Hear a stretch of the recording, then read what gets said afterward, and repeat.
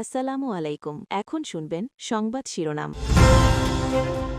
এবার হরমুজ প্রণালীতে ইরানি নৌযান লক্ষ্য করে ব্যাপক বোমা বর্ষণ। পাল্টা জবাবে ইসরায়েলের হাইফা বন্দরের জ্বালানি স্থাপনাগুলোতে মিসাইল ছুড়ছে তেহরান। কাল বসছে ত্রয়োদশ জাতীয় সংসদের প্রথম অধিবেশন। ঢালাও সমর্থন আর বিরোধিতার পরিবর্তে গঠনমূলক সমালোচনা নিশ্চিত হবে আইনের শাসন। ঈদ যাত্রার জন্য প্রস্তুত হচ্ছে গণপরিবহন। অতিরিক্ত ভাড়া আদায়ের শঙ্কায় যাত্রীরা, জ্বালানি সংকটে বেড়েছে দুশ্চিন্তা। জ্বালানির জন্য পাম্পগুলোতে গভীর রাতেও লম্বা লাইন। ভারত থেকে পাইপ লাইনে আসা তেলের স্থান সংকুলান হচ্ছে না দিনাজপুরের ডিপোতে। এতক্ষণ শুনছিলেন সংবাদ শিরোনাম। এখন শুনবেন বিস্তারিত। তো ইরান জুড়ে হামলা অব্যাহত রেখেছে যুক্তরাষ্ট্র, ইসরায়েল। এবার হরমুজ প্রণালীর বিভিন্ন স্থানে ইরানের নৌযান লক্ষ্য করে ব্যাপক বর্ষণ করেছে ওয়াশিংটন। অঞ্চলটিতে 16টি মাইন বিছানো জাহাজ ধ্বংসের দাবি করেছে মার্কিন সেন্ট্রাল কমান্ড। একাধিক ক্ষেপণাস্ত্র উৎক্ষেপণ সাইটে বোমারু বিমান দিয়ে ফেলা হয়েছে বাংকার বিধ্বংসী বোমা।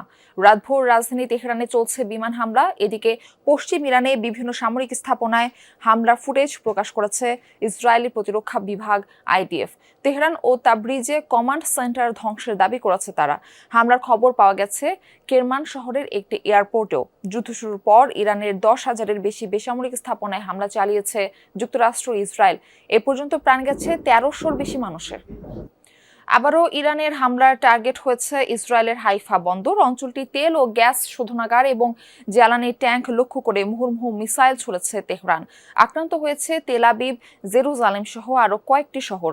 আবারও ড্রোন ও মিসাইল হামলা হয়েছে বাহরাইন ও সৌদি আরবের তেল ক্ষেত্রে। রিয়াদ জানিয়েছে প্রিন্স সুলতান বিমান ঘাঁটিতে হামলার চেষ্টা করেছে তেহরান। তাদের 6টি ব্যালিস্টিক মিসাইল ধ্বংসের দাবি করেছে তারা। সৌদি পূর্বাঞ্চলেও মিসাইল ছুড়েছে আইআরজিসি। সেগুলোও ভূপাতিত করা হয়েছে বলে জানিয়েছে রিয়াদ।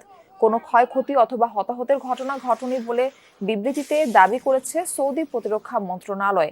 সংযুক্ত আরব আমিরাতের আবুধাবিতে একটি জ্বালানি স্থাপনায় ড্রোন হামলা চালিয়েছে ইরান। আগুন ধরে যায় গুরুত্বপূর্ণ স্থাপনায়, তবে এতে কেউ হতাহত হয়নি। অবশ্য কার্যক্রম বন্ধ রেখেছে অঞ্চলটির সবচেয়ে বড় তেল শোধনাগার। হামলা হয়েছে কাতার, কুয়েতেও। 12 দিন ধরে যুদ্ধ করেও ইরানকে টলাতে ব্যর্থ মার্কিন প্রেসিডেন্ট ডোনাল্ড ট্রাম্প। ইরানি শীর্ষ নেতাদের হত্যা থেকে শুরু করে কূটনীতিকদের নিজের দলে টানার প্রয়াস, প্রায় সব পথেই হেঁটেছে তার প্রশাসন। তবু যুদ্ধ জয়ের বার্তা দিতে পারেনি নিজ দেশের জনগণকে। এমন পরিস্থিতিতে সত্যিই কি ইরানি স্থল সেনা পাঠানোর দিকে ঝুঁকবেন? সাংবিধানিক সংস্কার অধ্যাদেশের ভবিষ্যৎ নির্ধারণী সংসদ বসছে কাল।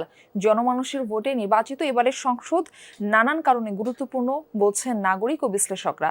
ঢালাওভাবে সমর্থন বা বিরোধিতার বদলে গঠনমূলক সমালোচনা করবেন এমপিরা। আইনের শাসন, দ্রব্যমূল্য নিয়ন্ত্রণ ও নিরাপত্তা সহ জনগণের প্রত্যাশা পূরণে কাজ করবে এবারের সংসদ, এমন প্রত্যাশা তাদের। বহু বছর পর এবার প্রত্যক্ষ ভোটে জনপ্রতিনিধি নির্বাচিত করেছে জনগণ। অধিকার ও গণতন্ত্র পুনরুদ্ধারের সে লড়াই ছিল রক্তক্ষয়ী। তাই হয়তো নির্বাচিত প্রতিনিধিদের কাছে এবার প্রত্যাশাও অনেক বেশি। ক্ষমতার চর্চা নয়, মানব সেবার শক্তিশালী কাঠামো তৈরিতে কাজ করবেন সংসদ সদস্যরা, আশা সাধারণ মানুষের। জুলাই অভ্যুত্থান পরবর্তী সময়ে সংস্কারের দাবি দেওয়া ছিল অনেক। স্বৈরতন্ত্র ঠেকানো, আইনের শাসন প্রতিষ্ঠা সহ বিভিন্ন দাবিতে গঠিত হয় সংস্কার কমিশন। খাতোয়ারি আমূল পরিবর্তনের সুপারিশ করেন অভিজ্ঞরা। সেসব সুপারিশ তথা সংস্কার প্রস্তাবের ভবিষ্যৎ নির্ধারিত হবে বর্তমান সংসদের হাত ধরে। ফলে নতুন সংসদের গুরুত্ব অনেক বেশি। প্রায় 9 মাস আলোচনা করে জুলাই সনদ প্রণয়ন করেছেন রাজনৈতিক দলের নেতারা। হ্যাঁ ভোটের সংখ্যাগরিষ্ঠতায় যেখানে সমর্থন আছে জনগণের। ফলে জুলাই সনদে চূড়ান্ত কাঠামো পেতে সংসদ সদস্যদের অনুমোদন লাগবে। বিশ্লেষকরা বলছেন, অভ্যুত্থানের পর সাংবিধানিক নিয়ম মেনে সরকার পরিবর্তন ও পরিচালিত হয়েছে। তাই সংস্কারের স্থায়ী রূপ দিতে হলে সাংবিধানিক ধারাবাহিকতা অক্ষুণ্ণ রাখতে হবে। অন্তর্বর্তী সরকার মোট অধ্যাদেশ দিয়েছিল 133টি। স্বরাষ্ট্রমন্ত্রী জানিয়েছেন সবগুলোই সংসদে উত্থাপন করা হবে। ঈদ উল ফিতর সামনে রেখে প্রস্তুত হচ্ছে গণপরিবহন। বাস, ট্রেন, লঞ্চে চলছে শেষ মুহূর্তে প্রস্তুতি। ব্যবসার পাশাপাশি যাত্রী সেবা নিশ্চিত করার কথা বলছেন পরিবহন সংশ্লিষ্টরা। যদিও ঈদের সময় অতিরিক্ত ভাড়া আদায়ের আশঙ্কা রয়েছে যাত্রীদের।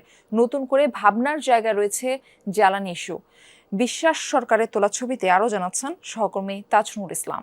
বহুদিন হলো এতখানি যত্ন পায়নি উত্তরাঞ্চলের পথে আসা যাওয়া করা এই বাস। সামনে ঈদ যাত্রা, তাই দৃষ্টিনন্দন সাজে প্রস্তুত করার সর্বোচ্চ চেষ্টা শ্রমিকদের। সপ্তাহখানেকের ছুটি মিলবে ঈদ উপলক্ষে।